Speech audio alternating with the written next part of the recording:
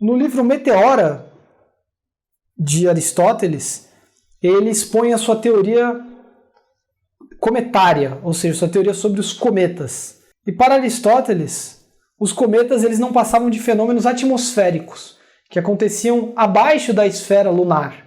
Eram fenômenos que pertenciam, portanto, ao mundo sublunar da geração e da corrupção. Uma das explicações para os cometas, segundo Aristóteles, é que fortes ventos, furacões, moviam os objetos na altura da atmosfera terrestre.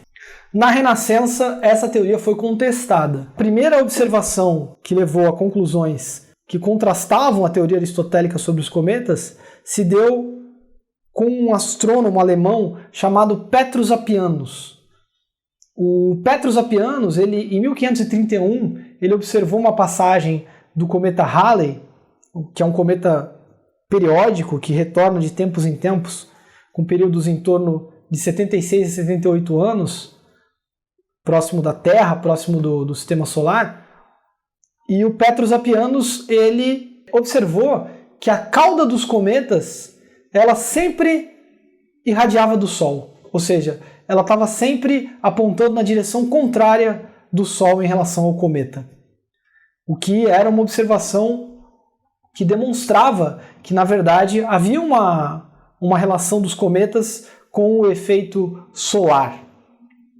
Em 1577, um grande cometa, um dos maiores cometas já observados e relatados na astronomia, ele foi observado por um outro astrônomo, que era o Tycho Brahe, um astrônomo dinamarquês, e a partir do cálculo da paralaxe, a partir do efeito de paralaxe produzido pelo cometa, o Tycho conseguiu medir a distância em relação à Terra, e ele verificou que o cometa estava além da esfera lunar, ou seja, ele atravessava nos céus o que em Aristóteles corresponderia à região das esferas celestes, entre os planetas, né? Ele verificou que o cometa ele cruzava os céus entre as esferas dos planetas, ou seja, como poderia um sistema de esferas celestes perfeitas, um sistema de esferas celestes que não admitia mudança, ser percorrido por um cometa? E mais, um cometa que atravessava as esferas. Ou seja, será que existiriam mesmo essas redomas feitas de uma quintessência cristalina, de um éter celeste? Como é que o cometa poderia atravessar livremente por essas regiões? E mais uma observação do Tycho que comprometeu, né, que abalou a teoria aristotélica, o modelo geocêntrico aristotélico ptolomaico, foi que em 1572 eclodiu uma supernova, uma estrela no seu momento de colapso, e que, portanto, ela implode sobre si mesma, sobre a própria gravidade, produzindo um brilho ultra intenso, um brilho que se destaca no firmamento. Em 1572, na constelação de Cassiopeia, surgiu uma estrela supernova que durou cerca de 1 ano e meio, que chegou a ter um brilho próximo a Vênus, ou seja, era muito brilhante, com uma magnitude muito alta no céu. E o Tycho, também com a análise da paralaxe, percebeu que a estrela estava na 8ª esfera celeste, a última esfera, justamente a abóbada celeste, o extremo da abóbada celeste, onde ficavam os demais seres perfeitos e imutáveis estelares. Então, como poderia, nessa esfera mais perfeita, mais exterior, conter um corpo celeste que era transitório, que brilhou e depois do brilho se apagou? Como isso poderia ter acontecido? Tudo isso junto, essas observações, esses relatos, começaram a colocar em questão o modelo aristotélico ptolomaico, muito mais do que simplesmente a alternativa oferecida por Copérnico. Evidentemente que essa alternativa oferecida por Copérnico gerou um frisson e uma ebulição, né, em baixa frequência nas redes de discussão humanista na Europa. Mas, de fato, o que realmente erodiu, o que rachou com um consenso verdadeiramente rochoso ao redor do modelo geocêntrico ptolomaico foi um conjunto de questionamentos cosmológicos, metafísicos e mesmo teológicos que se deram nesse período do Baixo Renascimento.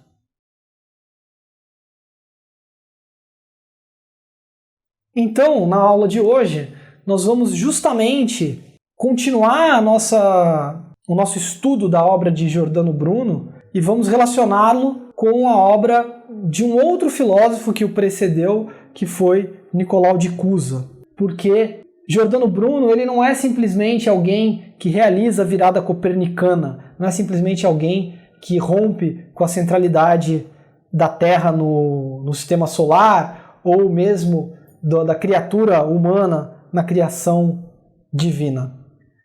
Em verdade, o impacto da filosofia de Giordano Bruno, ele é uma figura de síntese, ele traça horizontes bastante mais amplos do que os modelos matemáticos e astronômicos de seu tempo. O impacto de Giordano Bruno é a chegada de uma filosofia da imanência, é um universo finito que anuncia a abolição de hierarquias, a abolição de uma transcendência que se apresentava no neoplatonismo como uma transcendência emanativa, com profundas repercussões cosmológicas, metafísicas, éticas e mesmo políticas.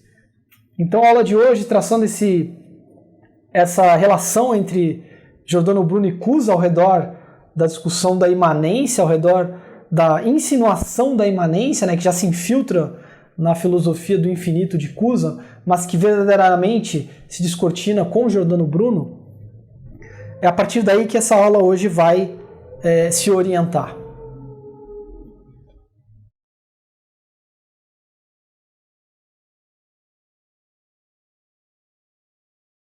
Giordano Bruno, então, ele não vai simplesmente desenvolver ou desdobrar as consequências de Copérnico.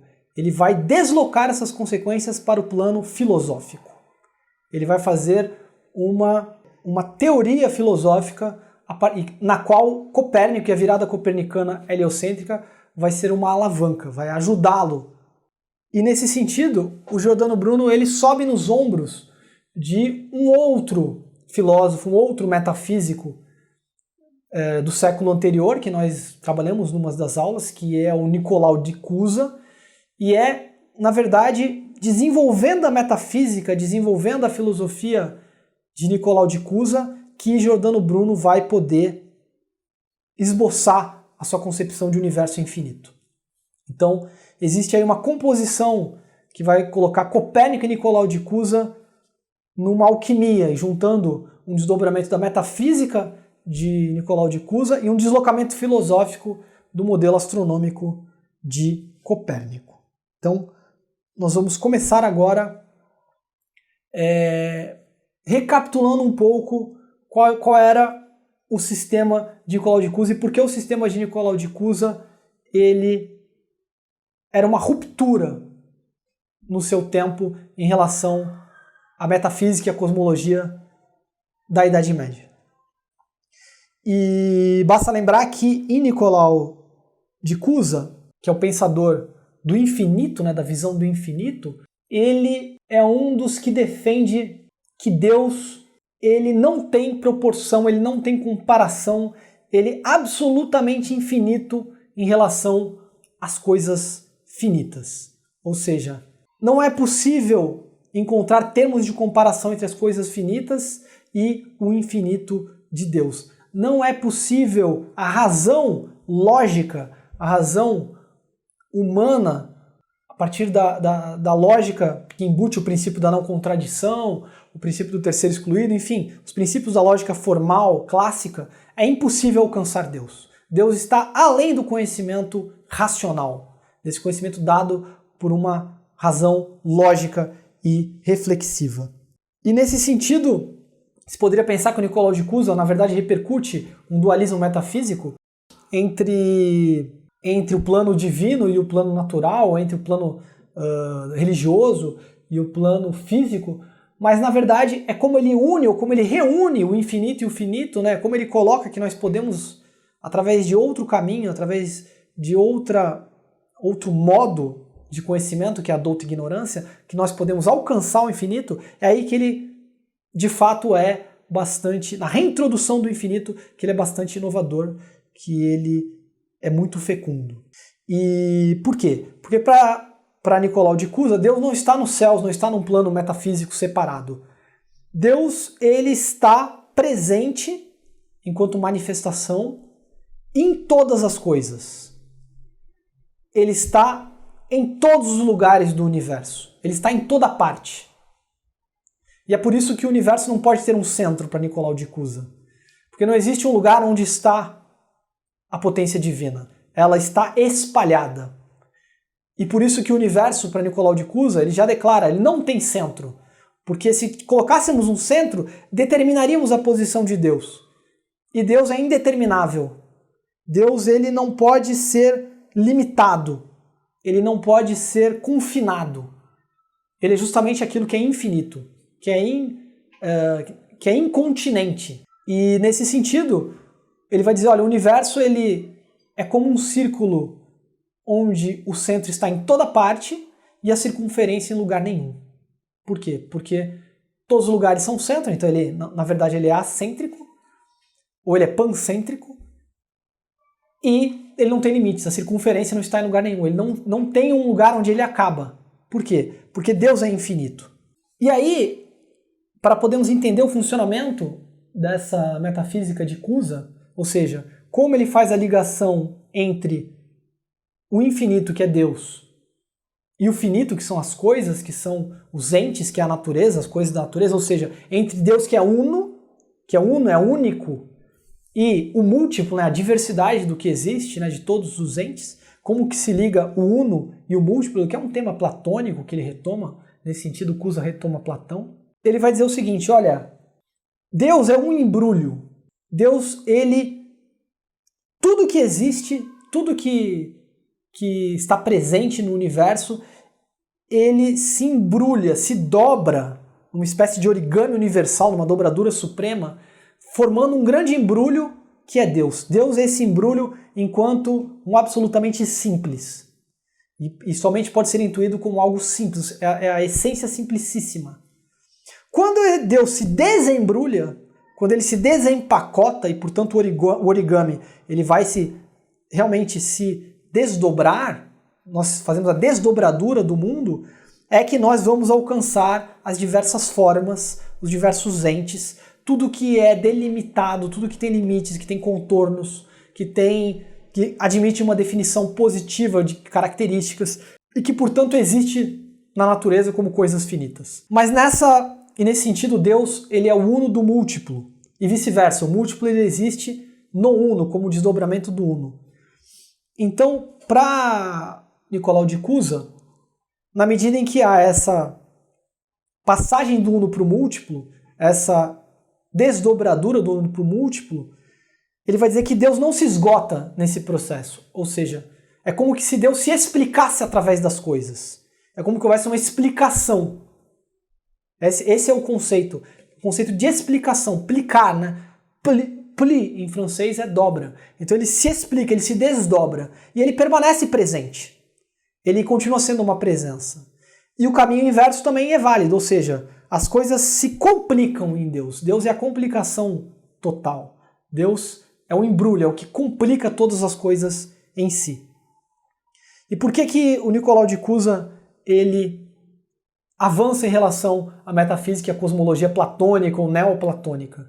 Porque, para Platão, quando você passa do uno para o múltiplo, ou seja, de Deus para as coisas, há uma queda. As ideias, os arquétipos, as essências divinas, elas caem. É um tombo metafísico. Né? As estrelas, quando elas influenciam as coisas mundanas, as estrelas elas tombam nessa influência. Há uma queda das essências metafísicas, as essências divinas, as ideias no mundo da matéria, no mundo natural. E meramente a matéria, os entes, os próprios seres vivos, os seres racionais, eles podem meramente participar dessas ideias. Mas elas, enquanto tais,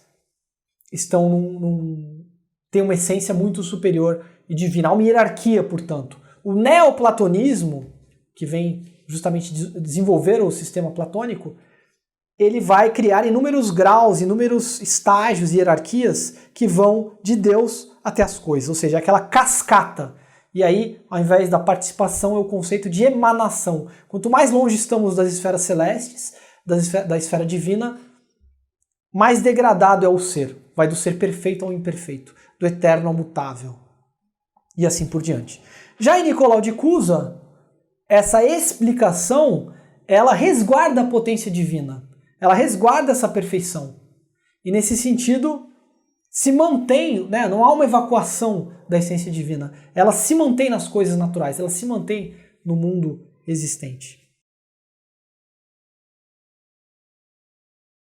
É claro que o Nicolau de Cusa tem as suas limitações, né? Ele vai somente até certo ponto e ali ele estaciona. Ali a prudência do filósofo ela para. Por quê?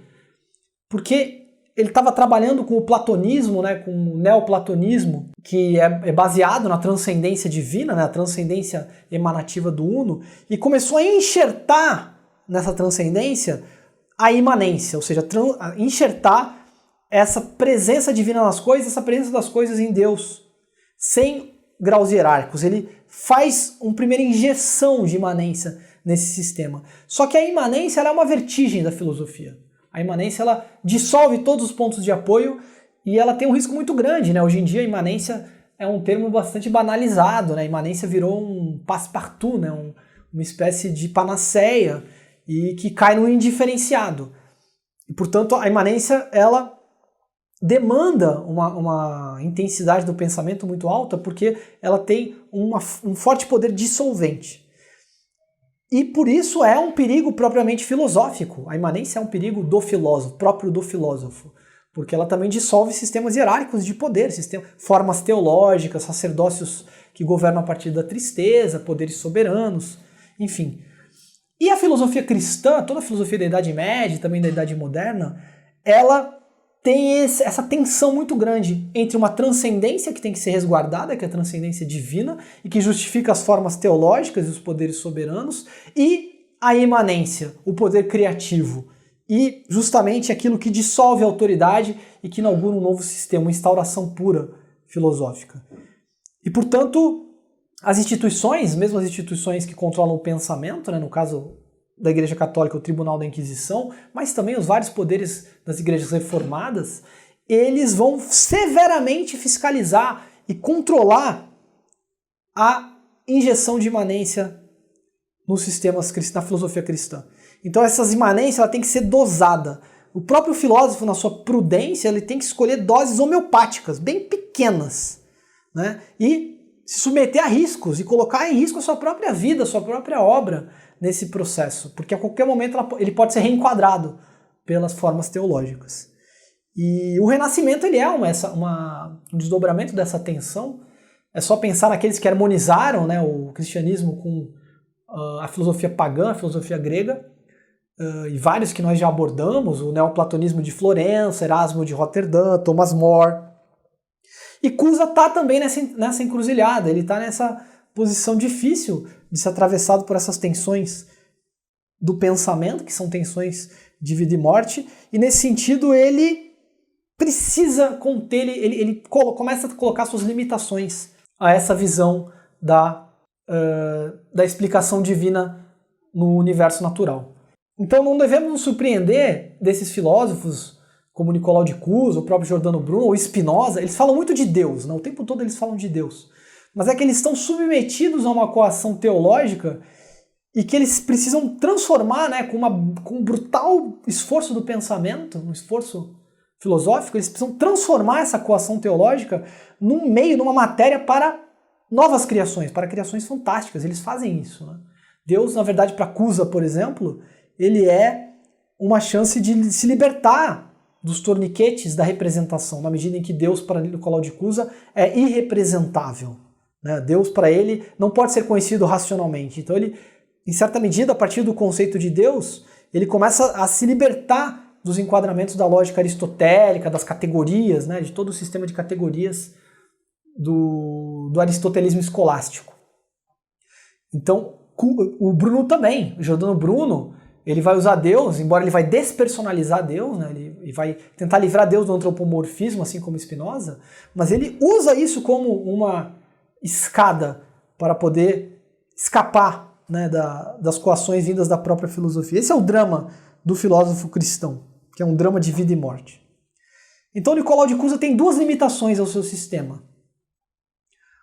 E justamente eu vou citar essas duas porque são as duas limitações que o Giordano Bruno vai além, que ele vai romper, que ele vai extrapolar. A primeira limitação de Nicolau de Cusa é que embora Deus, para Nicolau de Cusa, ele seja a potência infinita, ou seja, querer, agir e poder em Deus é a mesma coisa. Então, não existe diferença entre a vontade divina e a potência divina. Não é que Deus quer fazer de um modo ou de outro modo. Ele faz daquele modo que é o único que ele pode fazer porque é a sua máxima potência. E, portanto, ele quer o que ele pode o que ele quer. Em Deus, possibilidade e atualidade coincidem. É a mesma coisa. Nada que Deus pode fazer, ele deixa de fazer, ele faz. Porque é justamente isso que é Deus para Nicolau de Cusa. Porém, onde que está o resquício platônico, neoplatônico e onde a teologia ainda se exerce sobre a sua filosofia da imanência? Quando Deus se explica no universo, na natureza, a natureza não reproduz esse modo de funcionamento. Por quê? Porque as coisas finitas para Nicolau de Cusa, a atualidade e possibilidade não coincidem. Ou seja, as coisas podem ser e podem não ser. Elas não vão até onde elas podem. As coisas não se desenvolvem até a sua máxima potência, necessariamente. Elas podem se desenvolver e podem não se desenvolver. E é por isso que ele diz que, embora Deus seja infinito, o universo ele não é infinito. Ele é somente ilimitado ou interminável. Ele não tem um término, mas ele não é infinitamente potente como Deus. Há, portanto, um resquício neoplatônico, há um despotenciamento em relação ao originário que lembra a degradação emanativa da transcendência em Cusa. Giordano Bruno vai além, ele vai dizer o seguinte, olha, não. Assim como Deus é infinito, ele cria um universo infinito onde a sua potência infinita persevera, é conatos. Embora ele não use essa expressão, embora essa expressão ainda vai esperar Spinoza para aparecer na filosofia da imanência de Spinoza. Mas para Giordano Bruno, todas as coisas são animadas de um furor que é divino. A natureza ela é preenchida das potências divinas sem esse despotenciamento cusano. Porque Bruno vai dizer, se Deus é infinito e Deus é potência absoluta, ele não pode criar um universo que não seja infinito. Então, vejam só, Giordano Bruno não só diz que o universo é infinito, ele diz que é o único universo que poderia ter sido criado por um Deus infinito. Então, se as várias igrejas, que ele foi excomungado de 3 igrejas diferentes, se as várias igrejas dizem que só Deus é infinito e o universo seria finito, eles estão colocando um Deus pequeno demais. Por quê? Porque Deus somente pode criar o mundo necessariamente como infinito e não como finito. Na explicação bruniana, necessariamente, nolana, necessariamente as coisas são habitadas por essa potência infinita. Não poderia ser de outro modo. Ou seja, vejam só que afirmação incrível. Ele está dizendo o seguinte, olha, se o universo é imagem divina, se o universo é um grande simulacro dessa potência infinita, e portanto é um universo infinito, tudo que nele existe, existe na sua máxima perfeição. Tudo que nele existe, existe na sua potência extrema. Então tudo que nós achamos que é feio, na verdade é máscara da beleza. Os vícios são vestígios das virtudes. Tudo que é fraco esconde uma potência do forte. Então não existe nada imperfeito, não existe nada que seja feio, não existe o mal. Na verdade, o mal é uma ilusão teológica. Na verdade, o bem ele se faz na sua máxima potência, porque é o único modo que Deus poderia se explicar nesse mundo. E nesse sentido, Deus não tem uma vontade, ele não pode fazer de um jeito ou de outro. A potência ela é sempre e imediatamente ato. Vejam como o universo infinito de Bruno não é simplesmente um espaço sideral infinito, mas todos os lugares do espaço são habitados por essa beleza, essa potência, esse furor divino. Então, a humanidade não tem nenhuma prerrogativa, a Terra não tem nenhuma prerrogativa. Todos os lugares do universo são povoados e populosos. E tem uma miríade de civilizações que são tão magnânimas e tão belas quanto a nossa. E a segunda limitação de Cusa é que Cusa mantém o caroço da teologia cristã, o mistério fundante do cristianismo, que é a Páscoa, que é a ressurreição de Cristo. Cristo, para Cusa, tem a dupla natureza divina e humana, e portanto Cristo é o que permite repercorrer o caminho do múltiplo ao uno, das coisas a Deus, do finito ao infinito. É através de Cristo, que é um ser dual, através do caminho que ele coloca nesse evento único e repetível do cristianismo, que podemos, portanto, resgatar ou remontar a infinitude divina. Ou seja, Cusa mantém a personificação do divino e o seu humanismo, né, o ser humano que ele defende, tem a sua imagem e semelhança divina na figura de Cristo. Esse mistério é mantido na filosofia cusana. Giordano Bruno, e aí talvez tenha sido um dos das suas heresias mais graves e um dos motivos da sua condenação pelo Tribunal do Santo Ofício, mas é que não, que Cristo foi um ser humano como qualquer outro, que na verdade não é necessária essa mediação. Não precisamos da mediação de Cristo para remontar a potência divina. Ela está distribuída e presente em toda a natureza. Em toda a natureza podemos, enquanto seres naturais, acessar diretamente e imediatamente, sem mediações, a potência divina, o universo infinito. Ou seja, aqui sim, embora nos seus conceitos, Bruno ainda mantém alguns laivos de neoplatonismo, né, porque para ele o universo ele é simulacro, ele é imagem da potência divina, ele elimina as mediações, ele nega, na verdade, a necessidade desse caminho do cristianismo. E por isso a injeção de imanência de Giordano Bruno é maior, mais perigosa e mais imprudente. E nesse sentido, Bruno foi acusado de negar a trindade cristã, a Páscoa, a ressurreição de Cristo, a natureza divina de Cristo, todos esses dogmas que haviam sido estabelecidos nos concílios do século IV e V depois de Cristo, e afrontando então diretamente não só a ortodoxia católica, mas as igrejas protestantes que também defendiam a centralidade de Cristo na conexão entre o homem e Deus. E para Bruno não, isso está presente por toda parte numa natureza que contém o infinito em si. O universo infinito de Bruno, portanto, ele é muito mais do que o universo infinito do ponto de vista matemático, dos modelos astronômicos, como em Copérnico. Embora Copérnico ele só tenha dado esse passo do heliocentrismo, mas ele já aponta para o desenvolvimento da astronomia na direção de um universo acêntrico, como também ele vai além da cosmologia e da metafísica, que já eram bastante subversivas, que já eram bastante em ruptura com o sistema aristotélico, platônico e teológico que Nicolau de Cusa esboça.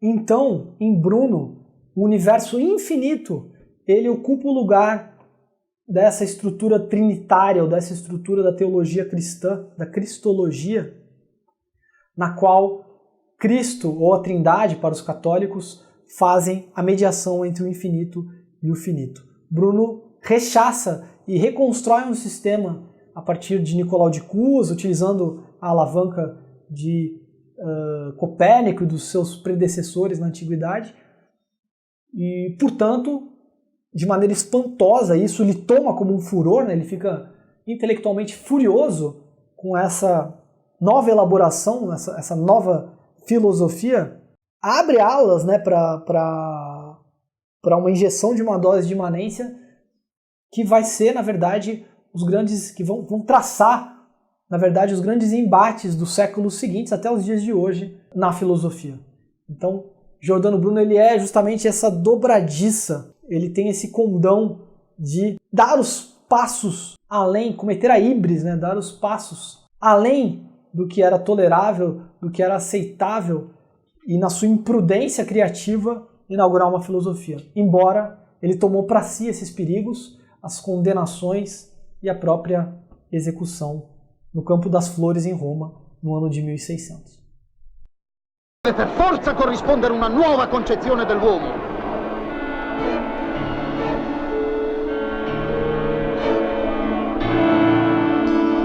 Se è la Terra girare intorno a Sol, così come gli altri pianeti girano intorno al Sole, se esistono altri soli, altri sistemi solari sparsi nell'universo,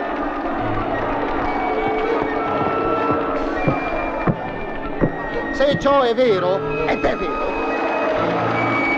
allora Dio non è in alto sopra di noi, fuori del mondo, ma ovunque, in ogni particella di materia, inerte o vivente che sia, è la materia stessa.